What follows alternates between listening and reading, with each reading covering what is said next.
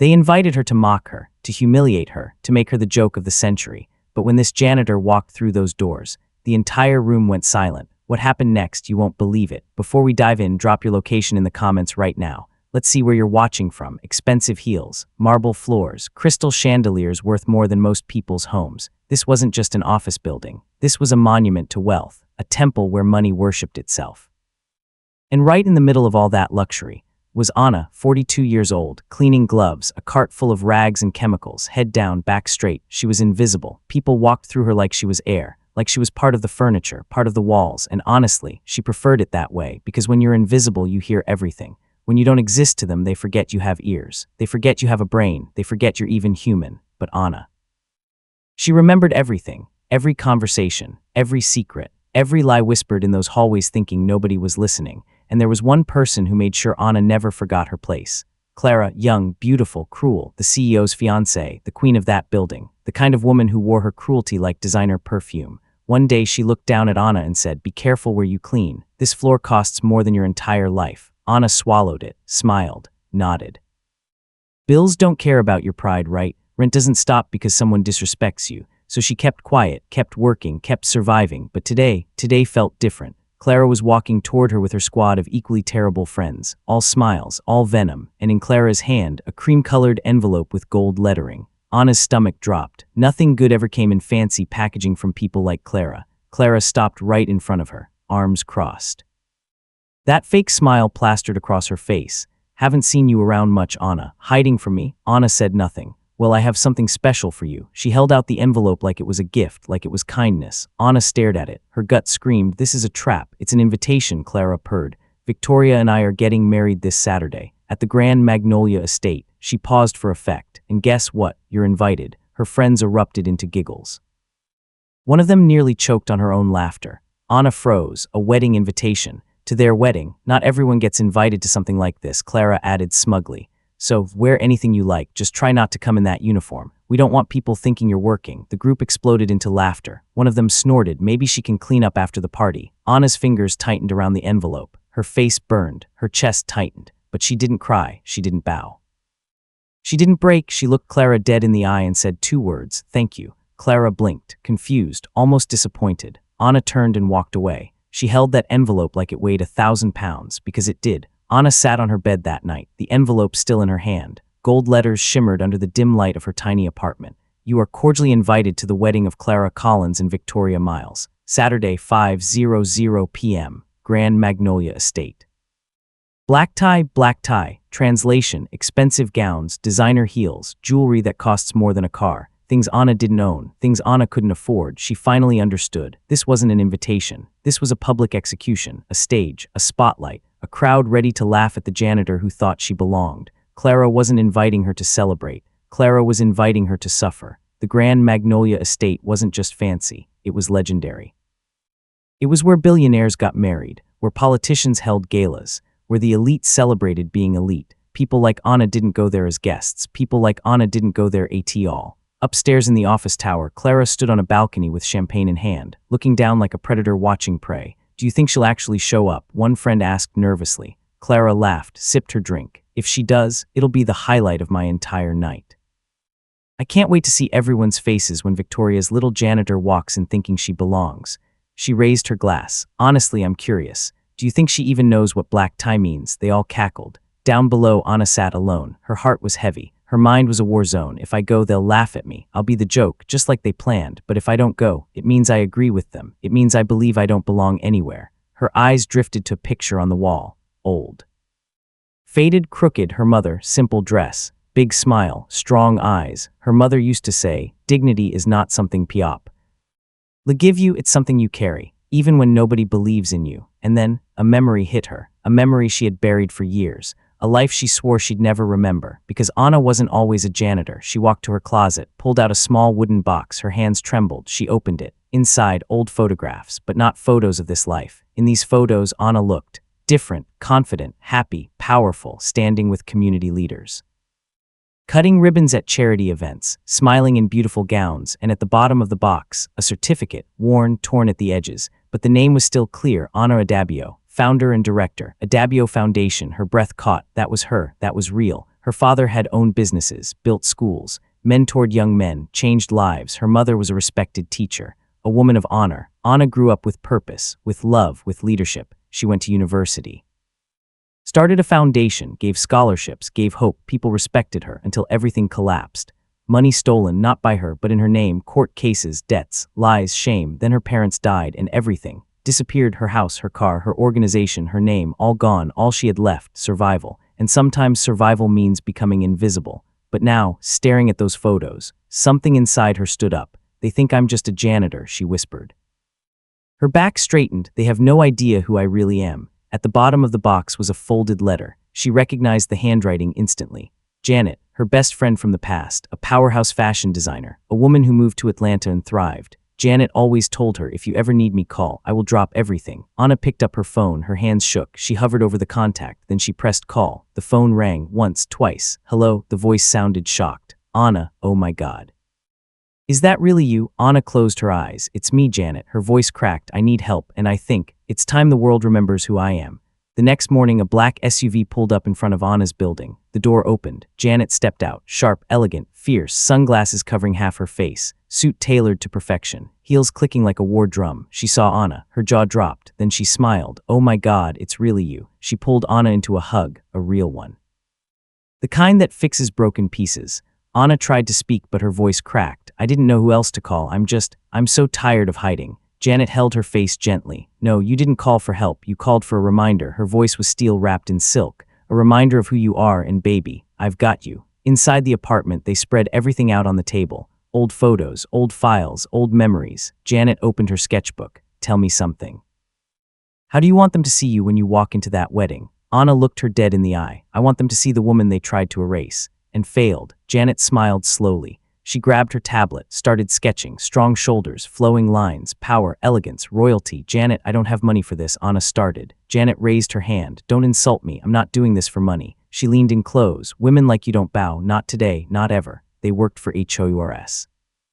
Choosing fabric, picking jewelry from Janet's private vault, planning makeup, planning hair, planning the comeback. As the sun began to set, Janet held Anna's hands, looked straight into her eyes. When you walk into that wedding, they will not see a janitor. They will not see a mistake. They will see a queen. Anna smiled, but inside, something bigger was waking up. This wasn't just about a dress. This was about reclaiming her name, her dignity, her power.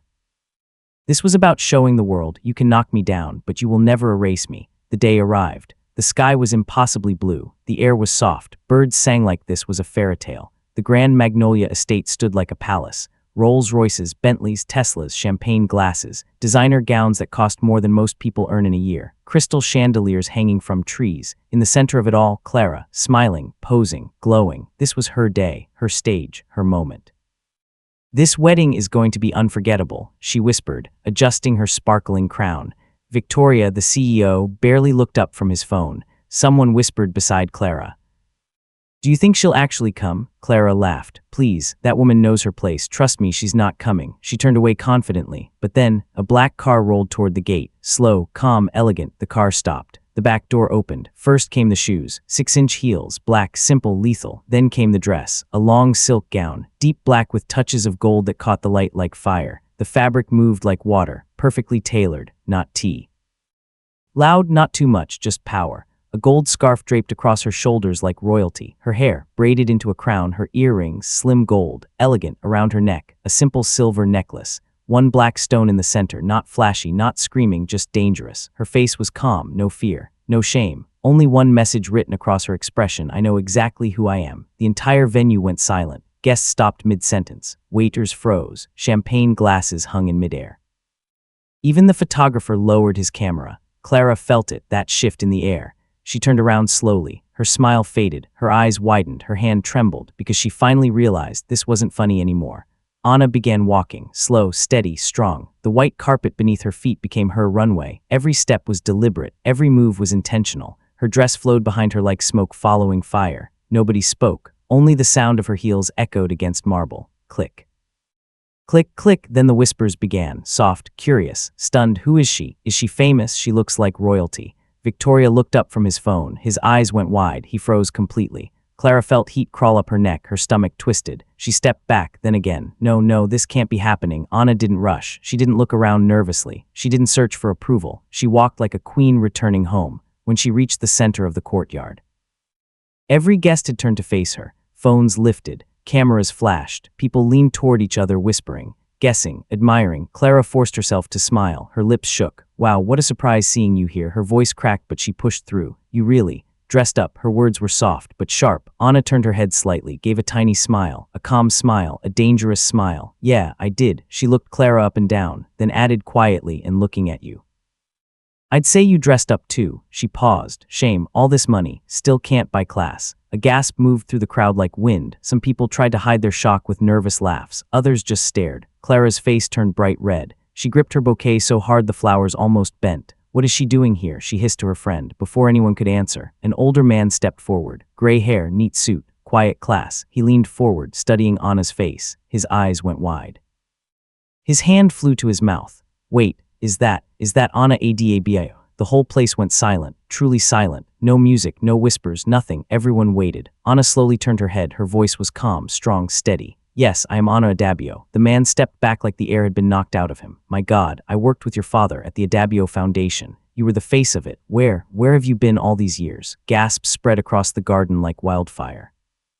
Adabio Foundation, is that her? No way. Clara's legs almost gave out. She struggled to stand. Her breaths came quick and shallow. The truth hit her like a sledgehammer. She had tried to disgrace a woman whose name had blessed entire communities. A woman whose family had built SCHOOLS, changed lives. She had tried to reduce a queen to a clown. Clara stumbled backward. The color drained from her face. No, this can't be happening. All around, guests started putting the pieces together. Whispers, stares, realization. Some of the people who had laughed earlier, now they looked like they wanted to disappear. The older man stepped closer. He held Anna's hand tightly with both of his. His eyes were shining with emotion. Your father was a legend in this community. And your mother, my God, what a woman. His voice cracked. I had no idea. I had no idea what happened to you. Anna squeezed his hand gently. Life took me to places I never expected. But there's one thing life did not take from me. She looked around. Who I am. Victoria watched everything unfold. His face grew serious. He turned slowly to Clara. Clara, his voice was low, dangerous. What exactly is this? Clara's mouth opened. Nothing came out. She tried again. It was just a joke, a harmless joke. Victoria's face hardened. A joke? You tried to humiliate a woman who has done more for this city, for this community, than half the people at this wedding put together. Clara's hands shook. No, Victoria, it's not like that. You don't understand, but the words stuck in her throat. Anna stepped forward. Her voice wasn't loud, but it carried. There's no need. I didn't come here for revenge. I didn't come to ruin anyone's special day. Her eyes moved to Clara, sharp, controlled, clear. I came to remind you, to remind every person standing here, that dignity is not about money. It's not about position. It's not about titles. She paused.